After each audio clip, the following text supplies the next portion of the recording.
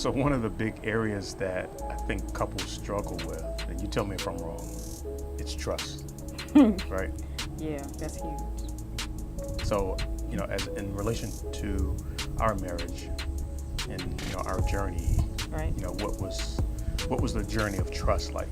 At what point did we get to that space where we could say, "I trust you"? Oh, Did it that's start like that? no. Well, yeah, we Well, it started started like that. trusting each other, and Right. then the trust was shattered, and we were just really getting back to that place, I think, where we trust each other. Just now. Yeah, I mean, It's been at least, at least what? what do you say, 4 years? Maybe 3.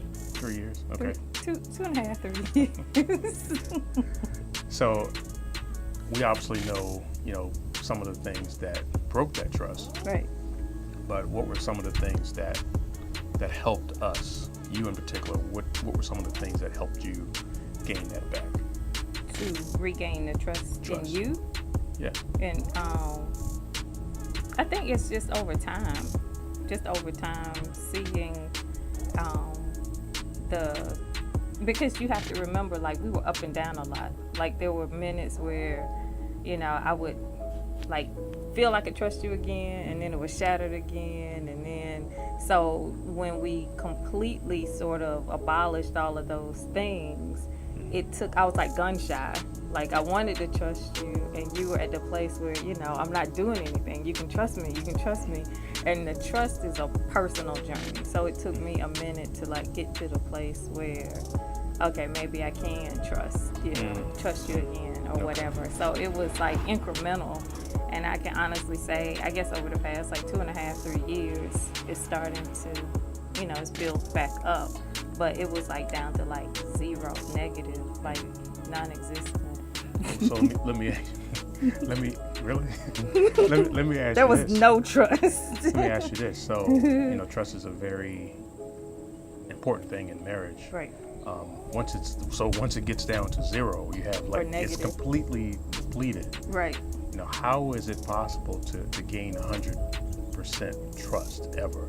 There has to be some type of, I say we're at like 95%. I always keep myself open just in case. Just in case, so not completely shattered. Right. But I think it takes, for the most part, I can trust myself more.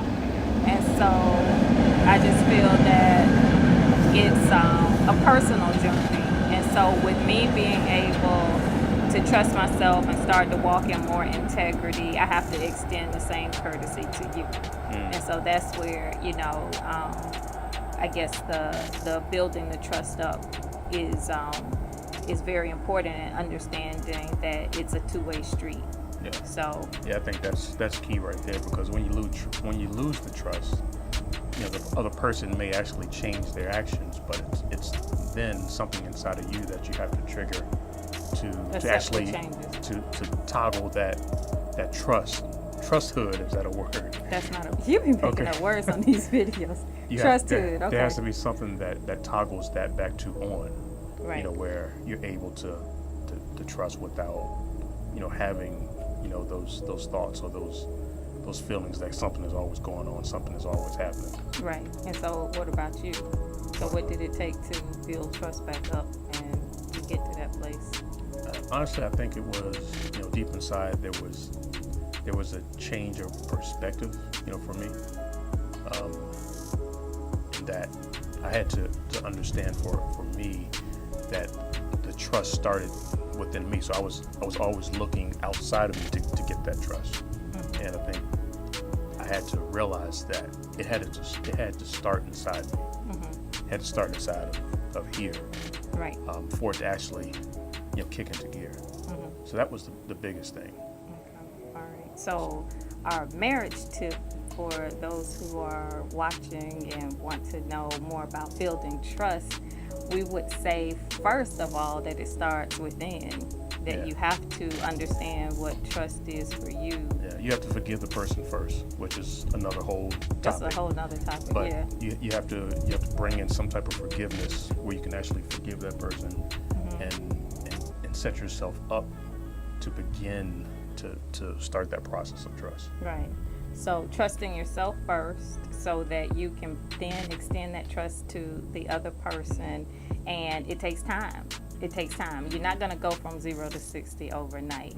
But if we did it, you can do it too.